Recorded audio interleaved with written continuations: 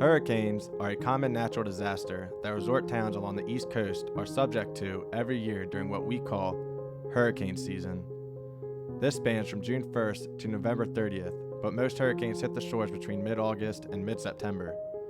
Hurricanes can bring with them devastating effects, including storm surges, high winds up to 175 miles per hour, tidal flooding, tornadoes, and extremely heavy rain. Ocean City, Maryland is no stranger to these storms.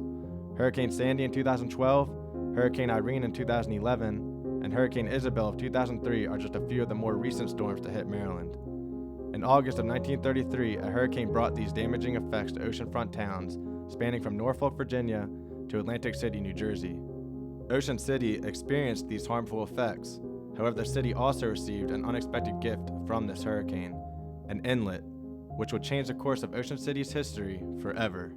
Before the 1933 storm, the only industry at that time in Ocean City, besides the tourist industry, was pound fishing.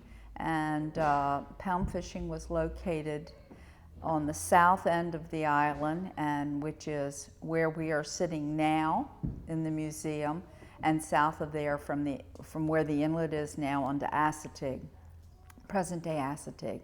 And the boats were launched directly from the beach, which was very hard work, and they were brought back, and their catch was loaded into horse-drawn wagons or man-drawn wagons and taken to market.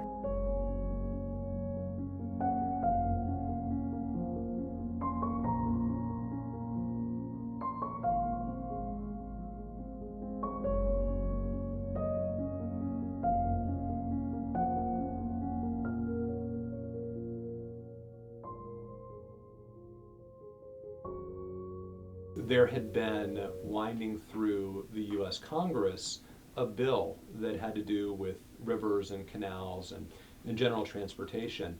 And one of the provisions in that was to set aside money for the opening of this inlet. Now, the state of Maryland had already put up about $500,000 for the project, but it was going to cost a lot more than that. So the hope was that the federal government would come through with additional money. There'd been a bit of a snag in that plan earlier in the summer. There was a question at the federal level about whether the money for the Ocean City Inlet could come forward that year or the next year. And there were plans to try to move it up in the funding process, but that was unclear. And then the storm came through in late August of the year, and that did a good portion of the work.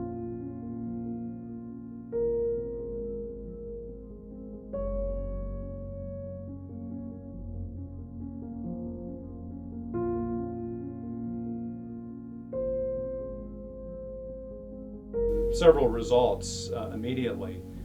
Flooding, of course, was a problem on both the bay side and the ocean side, but also the silting or the washing of sand over into the road areas of the resort caused a major problem. So apparently several thousand people made it off the island before the very worst part of the storm. They did that namely through automobiles, through bus service, and little towns all over the eastern shore became these temporary shelters for people that escaped Ocean City. And because of the way the wind was blowing out of the northeast, the water was building up in the bay.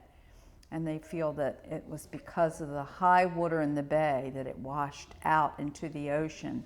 So the inlet did not wash in, it washed out.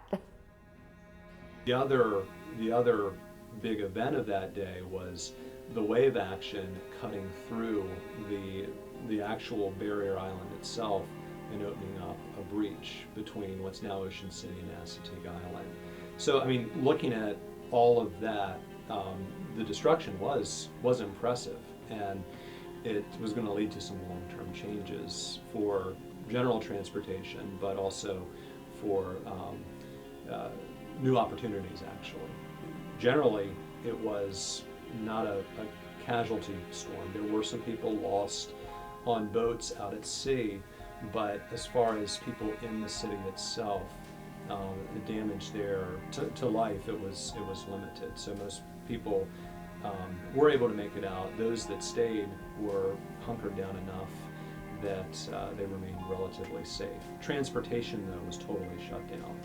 Any kind of movement of cars really couldn't happen because of the sand that had come over onto the highway. Electricity was cut, water service was cut, so everyone, really all basic life operations just came to a standstill for several days. My grandfather drove the train in and out of Ocean City.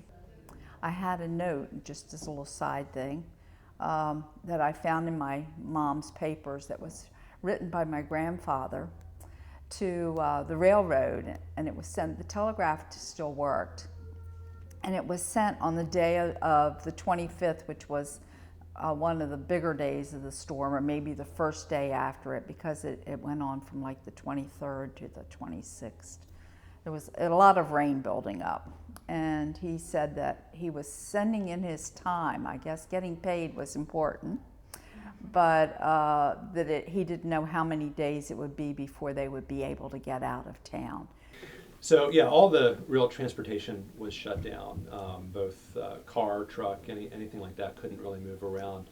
During the evacuation, there were many hours in which there were still transportation options, but there came a point where they had to raise the bridge so that more cars could not come onto the island and then not be able to get off. So that was cut off, and then at the height of the storm itself, it literally cut through the causeway where the bridge was connected and also washed out the railroad line. So really it was cut off in almost every regard.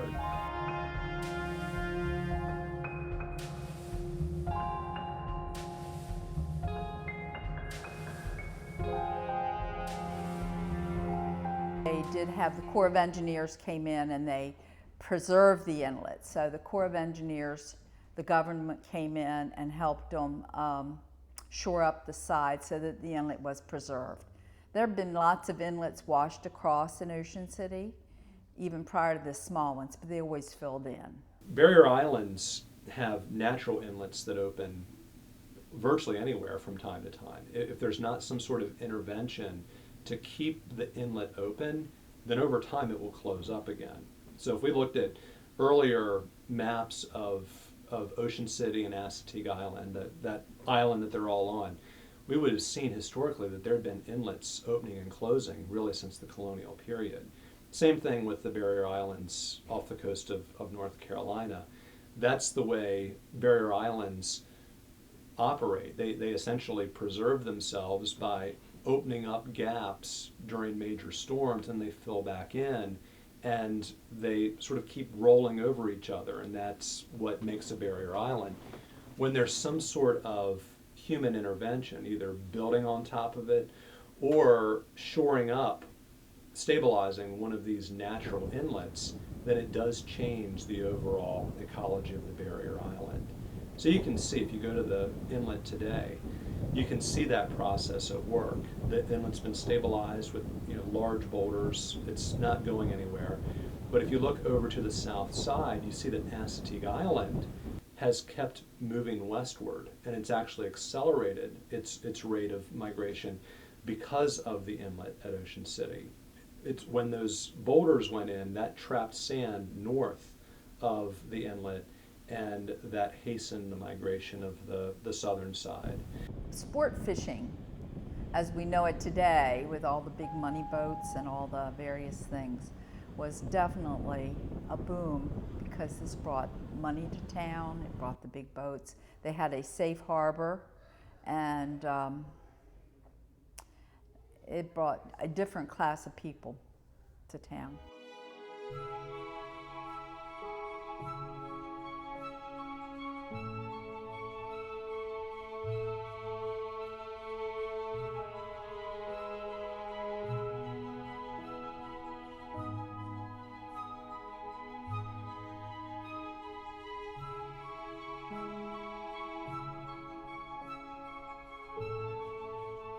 Well, I don't know if it was a blessing. I mean, people lost a lot of property, and there were, where the actual inlet was cut and where it remains today, that was an occupied area. There were people that had houses there. There were people that had businesses there. Those were all lost. So that destruction, nobody would have wanted that. However, there had been a long-term plan to open an inlet somewhere on the island anyway, to cut a path between the Atlantic and the Sinnapuxet Bay. And the original plan had been to open an inlet a bit south of where the current inlet is. But when this happened, it created an opportunity to move forward with a plan that was already in place. So yeah, I guess long term, economically it was a blessing. Again, for the people that watched their homes wash into the ocean with the cutting of the inlet, then they probably would not have seen it that way. Oh, it was definitely a blessing. The inlet changed the flavor of Ocean City forever.